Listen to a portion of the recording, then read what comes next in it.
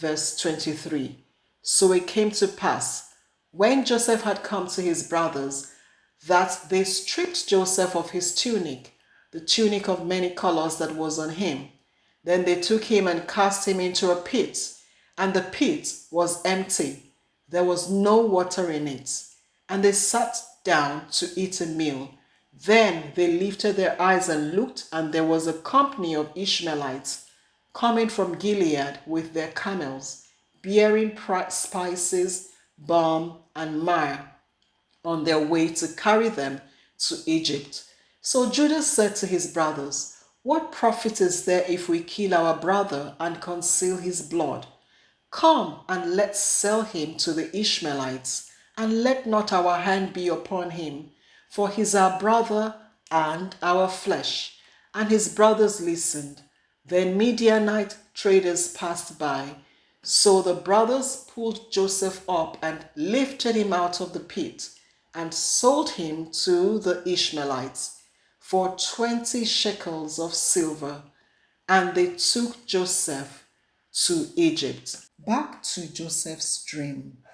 He dreamt the first dream and he shared with his brethren.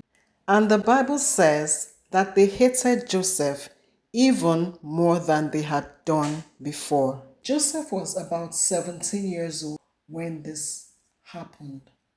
What could Joseph have done better in this situation?